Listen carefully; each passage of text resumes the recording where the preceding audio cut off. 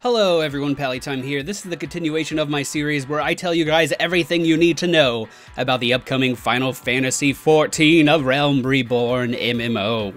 In the last video, we were talking about the starting classes that are going to be available at the game's release. You can click on your screen right now to be taken back to that video. Today we're going to be talking about the job systems in Final Fantasy XIV, which is basically the next step in your character's progression. I definitely recommend taking a look at the classes video before watching this one, because both systems are very intertwined. Square Enix's official description of jobs is, quote, "Jobs refer to those martial paths that thrived in former times, but have since fallen into disuse. Recent developments, however, have occasioned something of a revival in their popularity. By achieving sufficient mastery in a certain class, adventurers will be able to begin undertaking the mantle of that related job. For instance, gladiators may rise up as paladins, who are stout swordsmen who shield comrades from harm. Thaumaturge may aspire to become black mages, mastering the offensive magics, while conjurers may find a new calling as white mages, the masters of healing. The foremost appeal of jobs is the unparalleled degree of specialization they offer. Their potential is best realized in party situations where having well-defined roles is the key to success. There can be no doubt that jobs shine the brightest in the company of others," end quote. Now, there is not a lot of specifics about these jobs that have been officially released, and the game is still currently under NDA, which is a non-disclosure agreement. So I can't go into too many specifics on how these jobs are unlocked. I can, however, give you a general idea about all of these jobs right now, and then later on, once the NDA is lifted, give you a detailed breakdown. Each job requires what we are going to refer to as a primary class and a subclass in order to be obtained. The primary class must be level 30 and the subclass must be level 15 in order to unlock a specific job. For instance, a paladin may require the player to have a gladiator leveled up to 30 and a conjurer leveled up to 15. This is just an educated guess, mind you, but it would make sense because paladins in the Final Fantasy world are a mixture of tanks and healers. Again, there isn't a ton of official information released about these jobs, but I'm going to use my knowledge of previous Final Fantasy MMOs to help explain the jobs in Final Fantasy XIV. Don't worry, I'll point out the differences when I notice them, and if you feel like I've missed anything at all, be sure to tell me in the comments. First up, we have the Paladin. Now, we've discussed the Paladin a little in this video already. Paladins are fantastic defensive characters who are also able to do a limited amount of healing.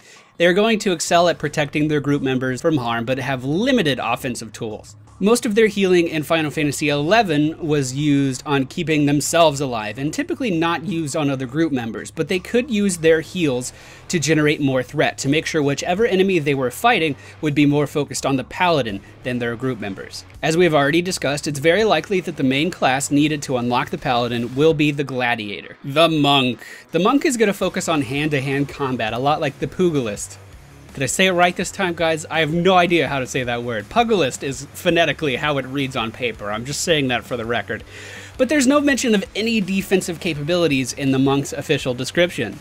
What we do know is that the Monks worship the Destroyer deity and are able to use chakra to perform extraordinary feats. This leads me to believe that the Monk's playstyle will be very similar to the Monk in Final Fantasy XI. They're going to be able to hit very hard, hit extremely fast, and also call upon their inner power for some extra damaging effects. The Warrior. Now, warriors wield giant great axes just like the Marauder class, so it's very likely if you want to unlock the Warrior job, you're going to need to level the Marauder class to 30 as your primary class. There isn't much information to go off of on the official description, but something that caught my eye was this quote: "Warriors learn to harness their inner beast and translate that power into unbridled savagery on the battlefield." Because of that quote, it also seems likely that the warriors from Final Fantasy XIV will act very similar to the warriors of Final Fantasy XI. In XI, warriors were able to use a number of buffs on themselves that had moderate cooldowns, but this would take their already respectable damage and send it through the roof. Warriors could buff themselves so much that they would have some of the most incredible damage in the game at higher levels. The Dragoon. Born amidst the timeless conflict between men and dragons, these lance-wielding knights have developed an aerial style of combat that they might better pierce the scaled hides of their mortal foes. So just like Final Fantasy XI, Dragoons seem to be able to do a lot of high-flying and jumping attacks against their enemies, and without a doubt, if their main weapon is a lance, Lancers are going to be required as the main class to unlock this job. One thing I find interesting is in all of these screenshots provided and in all of the trailers that I've seen, I can't spot a single Dragoon that has a dragon pet. That's a drastic change if it is true from Final Fantasy XI. Back in 11, Dragoons had their abilities, but they were also able to use their dragons in combat to do something like a fire AoE. So the fact that Dragoons are lacking this component would change the class up pretty drastically. The Bard. In Final Fantasy XI, Bards were one of the most sought after classes to have in any XP group.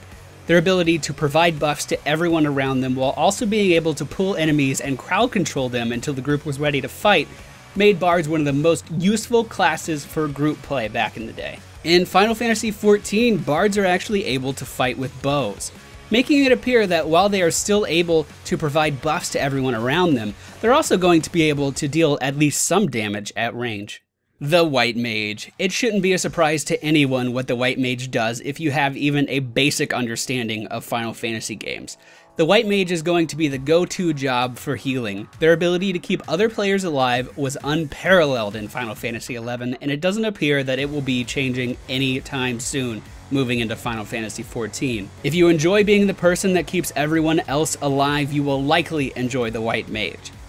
It's also looking very likely that those seeking to play the White Mage will also have to level a Conjurer as their main class. The Black Mage. In previous Final Fantasy games, the Black Mage has been the go-to role for players who want to completely devastate their enemies with the amount of damage that they can do on every single magical cast. In the official description for the job, it says, quote, "Adventurers who take the Black Mage path will become agents of devastation, capable of annihilating those who oppose them through little more than the force of their will."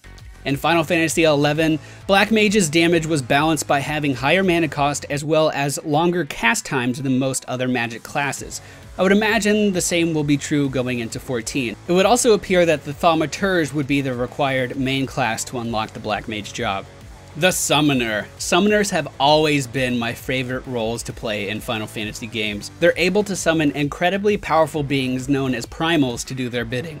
Some of the primals confirmed to be in Final Fantasy XIV by the developers are Ifrit, Garuda, and Titan. But that's likely just scratching the surface of what's going to be available. Though summoners themselves pose little threat to enemies, the primals that they are able to control in past games were able to deal not only physical damage to the summoner's enemies, but also nearly every element, depending on which primal the summoner chose to enter combat with. In Final Fantasy XI, the first pet summoners were able to control was Carbuncle. If you remember back to the last video, Arcanists in Final Fantasy XIV are able to control Carbuncle. That fact alone leads me to believe that those looking to play the summoner would likely need to level Arcanist to 30 for their main job. Scholars. In Final Fantasy XI, Scholars were labeled as battlefield strategists. They were able to adjust their playstyle to fit the situation at hand. Using grimoires, they were able to focus on either black magic or white magic and also adjust the way that their spells work. For instance, they could turn a single target spell into an AoE just by using the knowledge available within their books. Scholars in Final Fantasy XIV, however, appear to be pretty different from that. It appears that the Scholars are now able to command spell-weaving fairies.